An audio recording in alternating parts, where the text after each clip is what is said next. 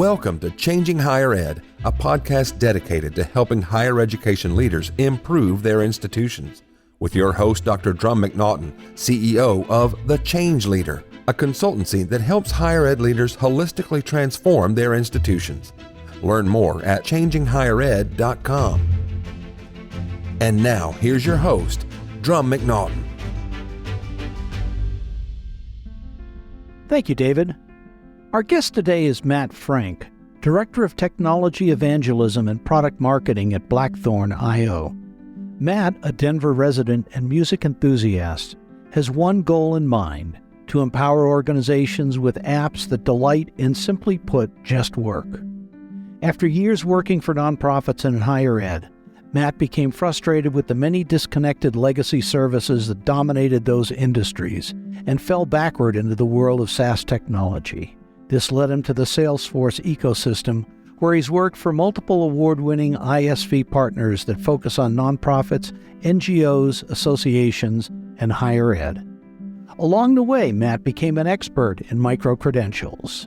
Micro-credentials have gained popularity recently as organizations like the Strata Education Network report that since 2020, the most popular option for American adults considering additional education or training is pursuing a certificate, certification, or license. And digital credentialing platforms such as Credly report that organizations issuing industry and workforce credentials are up 83% since the pandemic. While micro-credentials may not replace traditional higher ed programs, they are likely to persist as an increasingly important component of the educational landscape, particularly for learners seeking to upskill or reskill quickly in response to changing workforce demands. Matt joins us today to talk about micros and how they are and will continue to impact the education landscape and future learners. Matt, welcome to the show. Hey, great to be here. Thanks for having me. My pleasure. I'm really looking forward to this conversation about micro-credentials. You're quite the expert in micro-credentials. By accident, definitely. Hey, isn't that the way it is with so many different things? I mean, absolutely. Who'd have thunk I'd be doing podcasts and consulting in higher ed after flying airplanes in the Navy? But tell our audience a little bit about your background and how you got here. Yeah, absolutely. I started off in the education and nonprofit world X number of decades ago.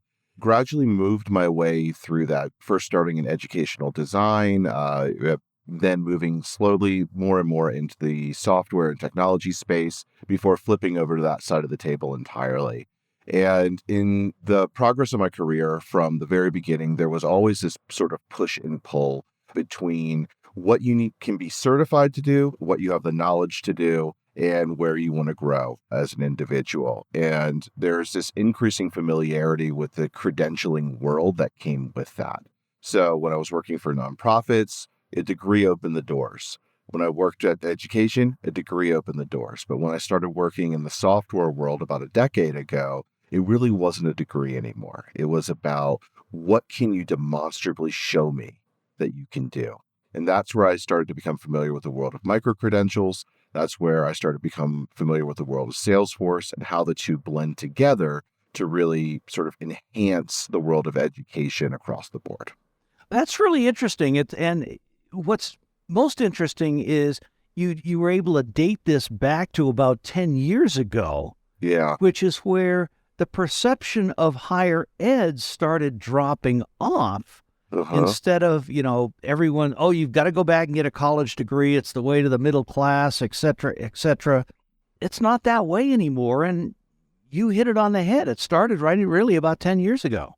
Yeah, it really did. And, over the course of the last 10 years, I've worked with a number of developers, project managers, accountants, people in any number of roles and fields who, much like me, are no longer actually using our undergraduate or our graduate level degrees. We're utilizing the tools and skills that we've learned through continuing education programs, non-degree certificate programs, or, credentialing programs, because they're practical and they're directly applicable to the roles that we have today.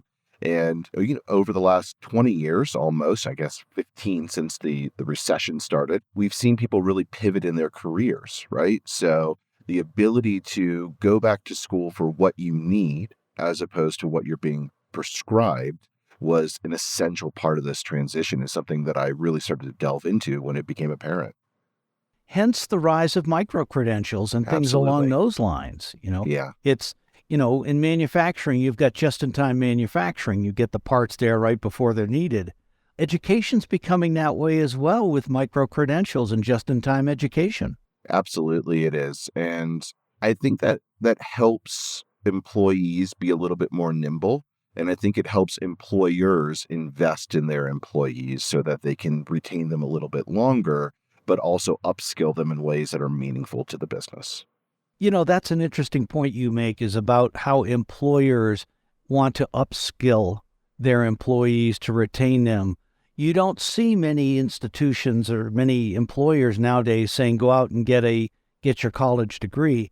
But this is a way for them to keep current with the skills that they need. Oh, absolutely. I think you're always going to find those organizations, especially traditional corporate organizations, that are like, go get your MBA and come back and we'll talk about your promotion path. But in the technology world, in the manufacturing world, in the safety world, it's not that way anymore. It's, hey, go get trained up in X, Y, or Z, or Z if you have listeners in Europe and Australia. And, go skill up here. We'll help you with investing. There's all these organizations like Coursera and other ones out there that we can help you work with. Or if there's a local university or school that you want to enroll in a program there, we'll help you with that too. And that makes the employment relationship stickier, which is really cool, especially as we start to talk about people starting and not finishing in enrolled programs at universities, or just lower enrollment altogether. It does make a difference as we're approaching this segment of education as opposed to the traditional degree route. It makes so much more sense in many respects. I remember when I went through, and my undergraduate degree was in physics, and flying airplanes in the Navy, it was like, yeah, I could put that to use. It certainly helped me understand things. Yeah. But they say that the undergraduate degree teaches you how to think. Yes. The master's degree gives you specific skills, and the PhD is the research degree where you're bringing new knowledge into being. It makes sense, but how many folks can actually nowadays go from an undergraduate degree directly into a field of study that they majored in? I mean, it's very, very rare. Well, I don't think there's a lot of full-time poetry or philosopher roles out there these days that people can be directly hired for. I mean, not to dig on those degrees. They're wonderful degrees. I took great creative writing and poetry courses and great philosophy courses, stuff that I still use and talk about to this day. But it's not what earns me a living as a professional, and it's certainly not what kept me in school when I was there, right? My undergraduate degree, at least, is in interdisciplinary studies, which goes directly to the point of what you said. Undergraduate teaches you how to think at the end of the day. And that was the greatest benefit I got from that degree program. Shout out to Virginia Tech, go Hokies. For that. But after I got out of there, there's nobody hiring for an interdisciplinary studies major, right? There's nobody saying, oh yeah, that's exactly what we need. The joke that I heard from a couple of my professors was, oh, this is a great degree for graduate school. Well, I need to earn a living for graduate school. I didn't have the ability to afford to handle that on my own, right? So I started to look at what was out there in the world. And with the rising number, I think it's almost 40% now of people who think that higher ed is worth it. And that number, I think, gets a little bit smaller too as you start to stratify it to graduate level degrees versus undergraduate level degrees. It was, what could I do practically to continue my education, use the skills that I learned as an undergraduate while maintaining the ability to afford more than maybe top ramen to eat every night of the week. Sure. It's great as an 18-year-old, not so great as you get a little bit older. And then as I was, moving forward in the world, I started to see this, and I'm sure you've seen this in your research as well. More and more employers aren't really requiring a degree for employment anymore. So I started to look back at what I had earned and look forward at where I wanted to go and start to wonder, is this traditional route the best way forward for career progression? So let's get into the micro-credentials because Yeah. right now there's over 1 million of these out there. It's like, okay, where's the value? What are they, et cetera? So take us through micro-credentials. What are they and why are they important? Oh, I love micro-credentials. So, okay, first off, let's start off with a few definitions. So you may not know micro-credentials as micro-credentials, right? The term that in your industry, the term in your just common vernacular could be badges, it could be non-degree certificates, it could be stack certifications. There's any number of ways to describe this as we go through. But ultimately, what it comes down to are these are non-diploma programs that certify you with practical knowledge and skills and provide progressive value to you as an individual in the labor market.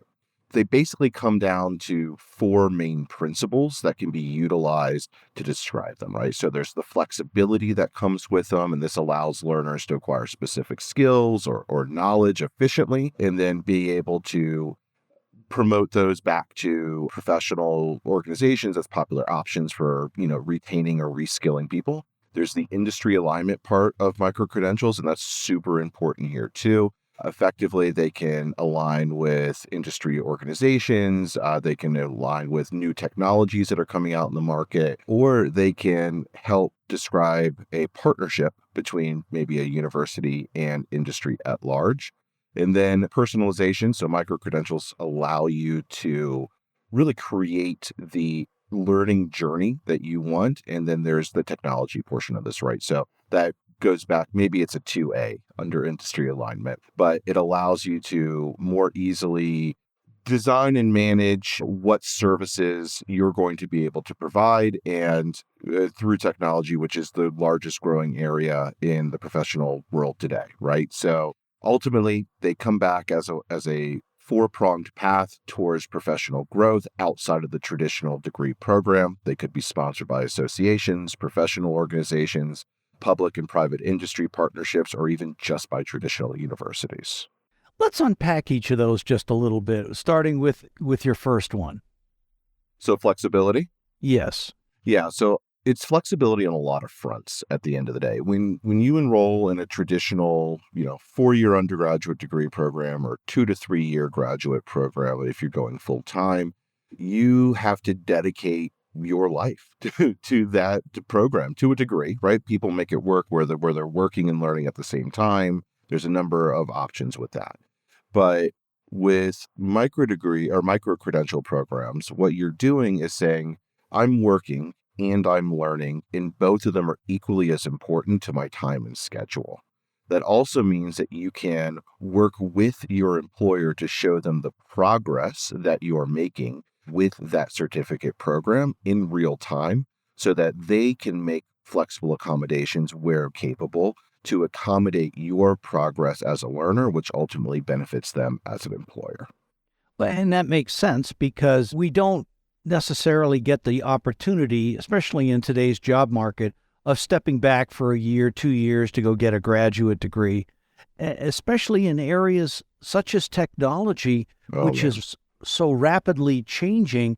You're much better off going back and getting a credential on how to program in a particular language, et cetera, that type of thing. Yeah, absolutely you are. I mean, technology works on both sides of the fence when we're talking about micro-credentials, right? So yes, it allows for employers to upskill or reskill employees. It allows employees to have new skills to advance their careers.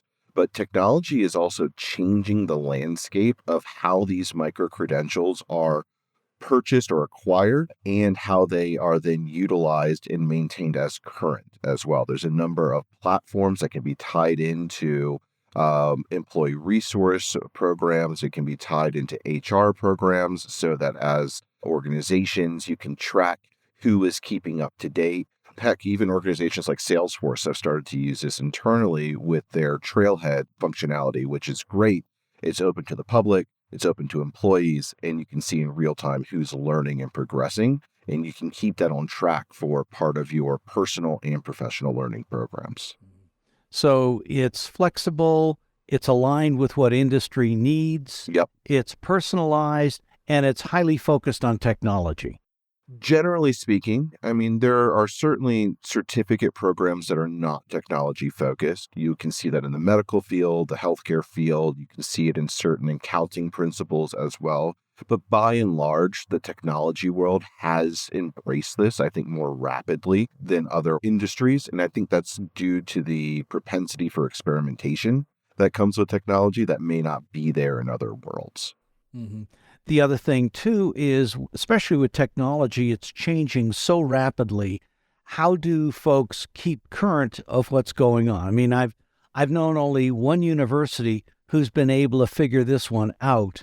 They have their at a master's program, they have their core faculty teaching the baseline courses, and then they have adjuncts who come in and they teach exactly what's going on in Silicon Valley. Mm-hmm. That is one model, but even so, to go back and get your master's in technology or whatever it is, that's a 2-year schlep.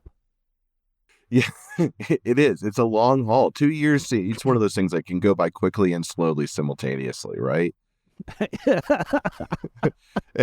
It's 2023 now, but, it still feels a little bit like it was 2021, 2020, or even 2019 was just yesterday. Well, there was this thing called COVID in the middle of that. I don't remember that. I've blocked that out of my mind at this point. Well, the other thing, too, is we mentioned a couple days ago, generations now, their expectations are educated, informed by Amazon. Oh, my goodness, yes. You click on a button and it shows up at your door 5 minutes later. Well, maybe that's a little exaggeration. It's more like 10 or 20, but you can get anything you want by just going up onto the web, and it's there within 2 days. Yeah, that instant gratification portion of it is definitely there, which I would say for millennials, Gen Z, and the generation after that, alphas, will become an increasing part of the experience of education. However, I would take what you're saying and I would grow it out a little bit further. So It's not just about the gratification portion, the Amazon-like expectations. There's this really cool sociological term called the Amazon effect, which has a number of applications to it. But one of the core principles of it is being able to show you that you know you, right? And that goes back to the personalization principle of micro-credentialing, being able to surface the right credentials that make you want to progress down a learning path, that are right for where you want to go, and being able to do this in a quick and automated fashion.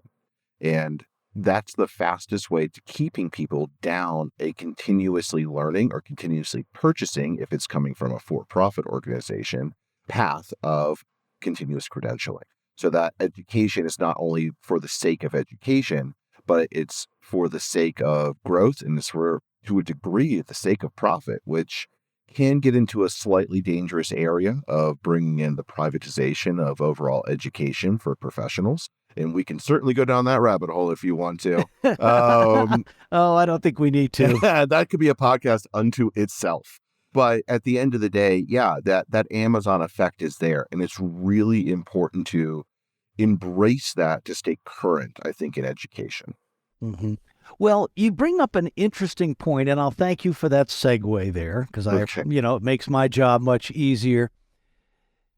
Trying to find what is the right credential, demonstrating that you have the skills and knowledge to be employable, and when you go out to get that credential, how do you know it's worth anything? That's the $1 million question, right? What is the value of that credential? Who assesses it? How does it stay at its value?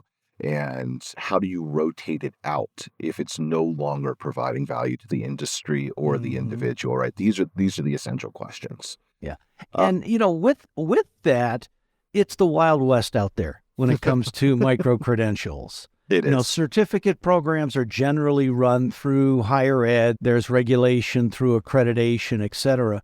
But with micro-credentials, there's nothing like that. Not today. I think we could be building towards that in a way that would involve maybe the federal or state departments of education, maybe state's secretary of education, or there could be informal non-governmental councils that are formed along with maybe NC-SARA or a few other types of organizations out there that could do that. But we're not there yet, right?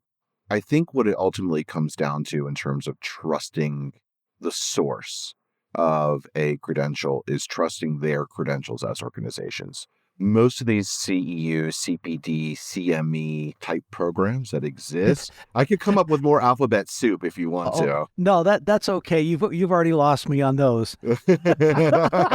Continuing professional. I got it. Credits, all of those things, right? I was thinking CBD, and it's like, no, I don't think that's what we're talking about. Listen, here. I know I live in Colorado, but again, different podcast episode, Drumm.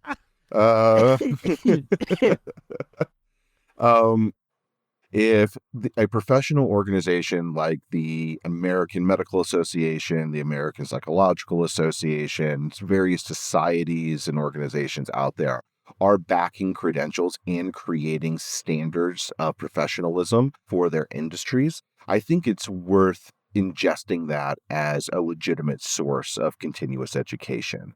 However, if it's coming from an organization without the industry trust or buy-in, if it's coming from an organization that is purely motivated by profit as opposed to industry growth or community engagement and growth, which also is part of this as well, right? Creating those localized partnerships for community expansion and betterment.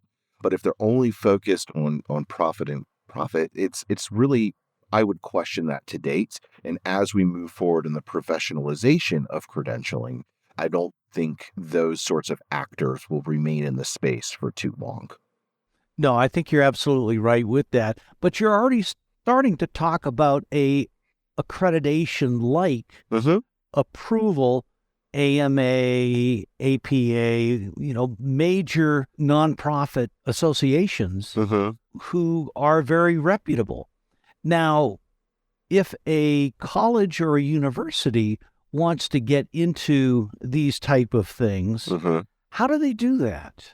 I mean, you've got faculty who are, quote, subject matter experts in many areas, but are they the subject matter expert in the right areas needed for a micro-credential?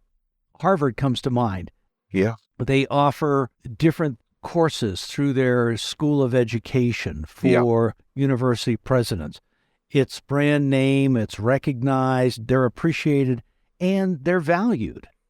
But if you've got Podunk University offering something like that, how do you know it's any good?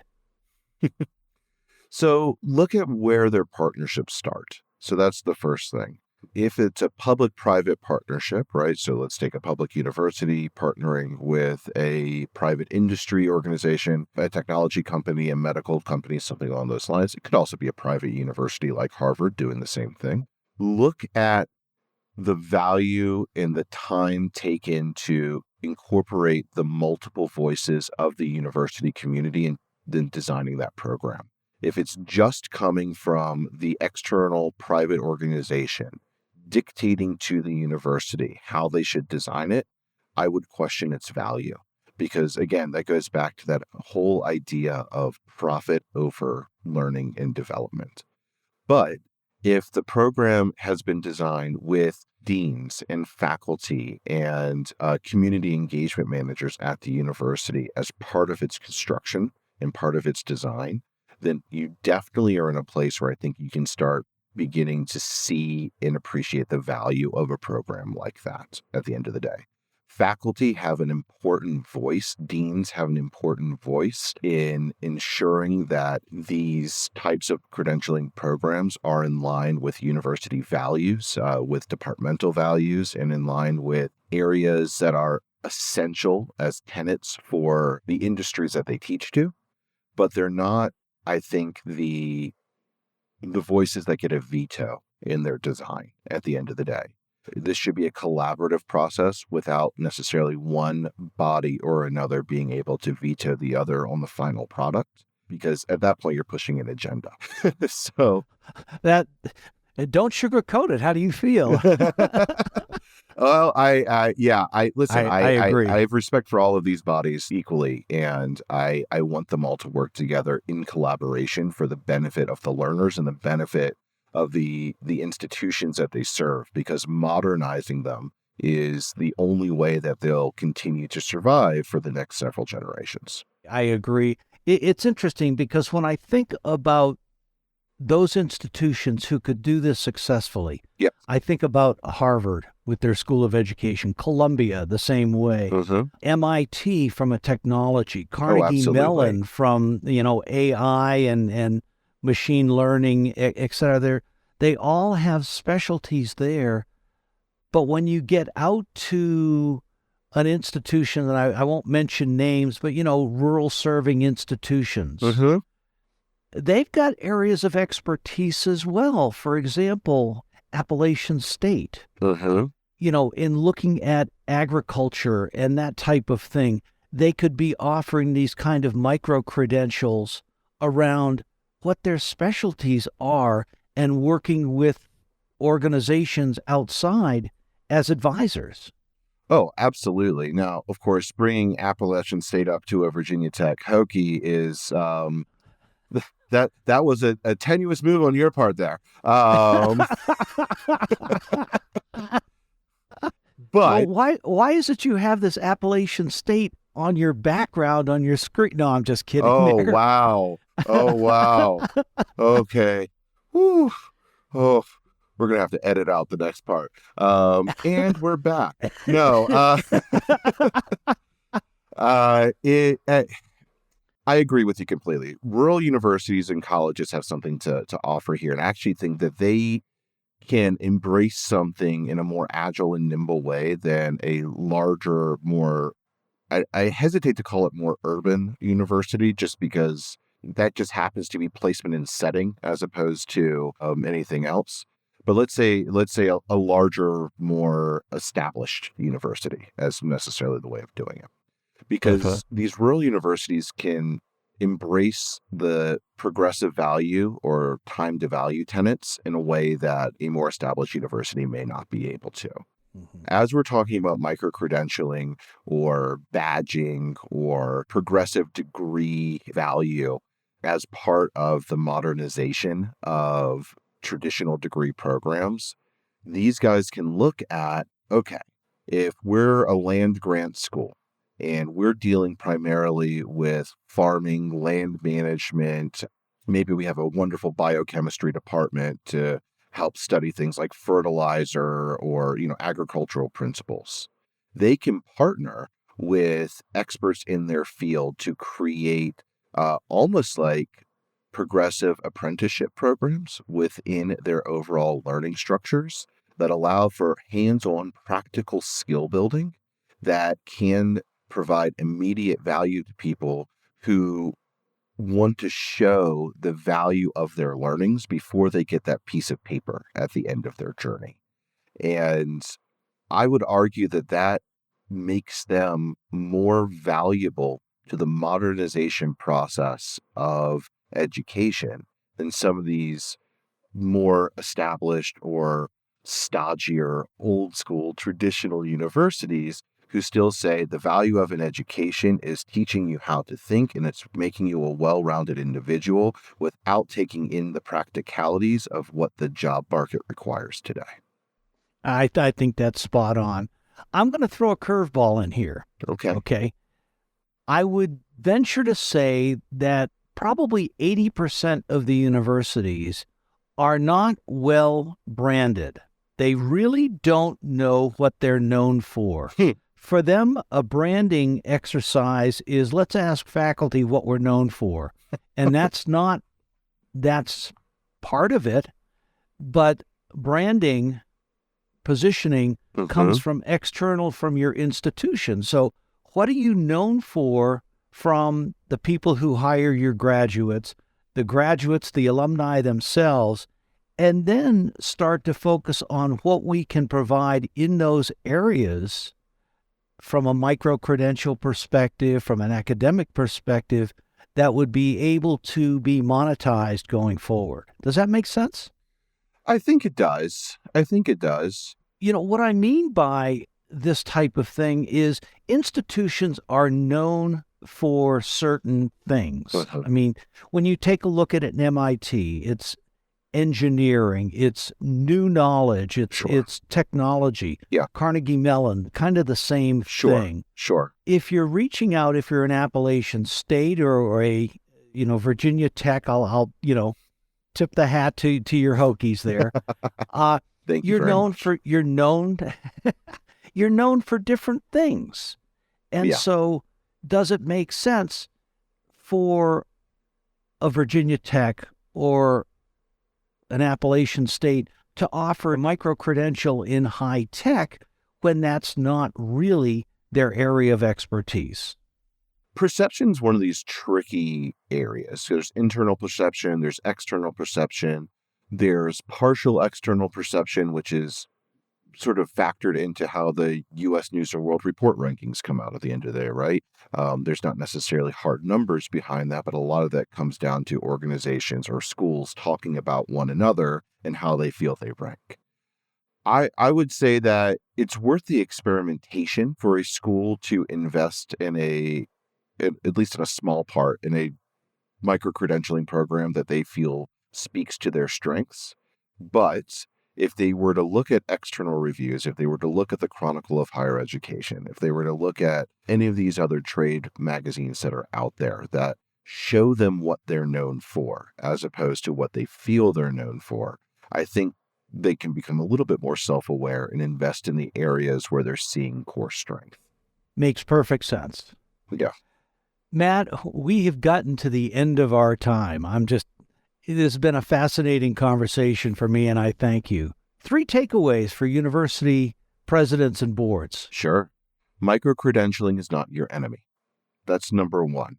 It's a modernization process for education that, if embraced appropriately and programmatically, can help your university, your school, your college embrace the changes that are coming both from a demographics perspective of who's enrolling and when, but also a partnerships perspective with where they want to go in the world of work after they're through with their traditional educational programs. That's number 1.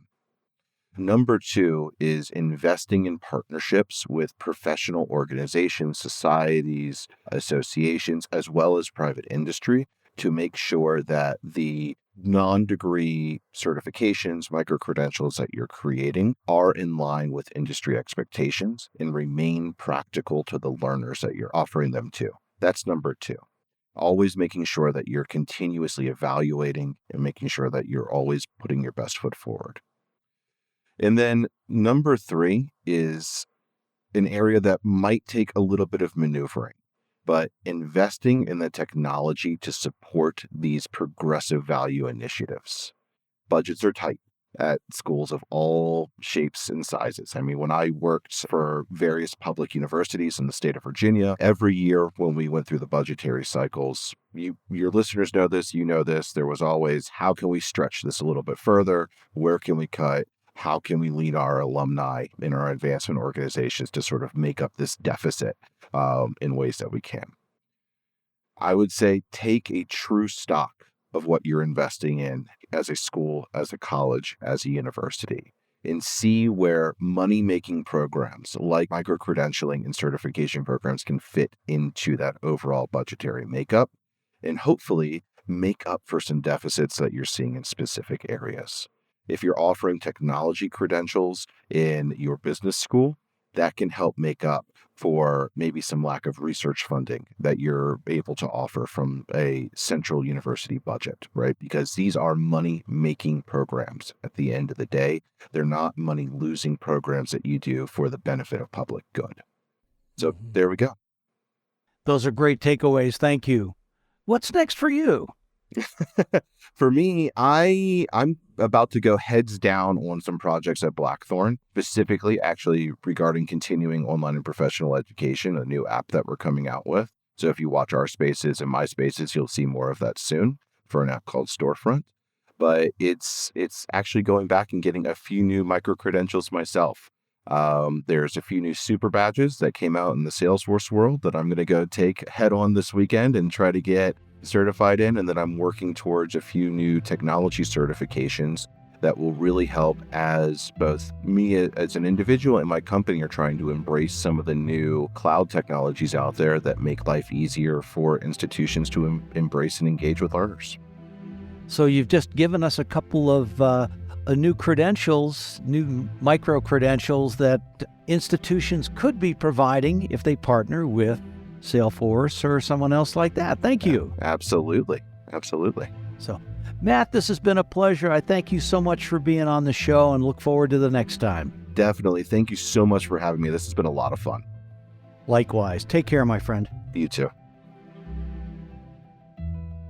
Thanks for listening today, and a special thank you to Matt Frank for his sharing with us his perspectives on micro-credentials, a fascinating topic and one that is changing the landscape of higher education.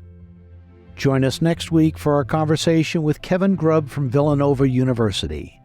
Kevin's an expert in structuring college programs to prepare graduates for their career, and he'll join us to talk about what they've done at Villanova to prepare their students to be career ready. Until next time. Changing Higher Ed is a production of The Change Leader, a consultancy committed to transforming higher ed institutions. Find more information about this topic, along with show notes on this episode at changinghighered.com. If you've enjoyed this podcast, please subscribe to the show, and we would also value your honest rating and review. Email any questions, comments, or recommendations for topics or guests to podcast@changinghighered.com. Changing Higher Ed is produced and hosted by Dr. Drumm McNaughton, post-production by David L. White.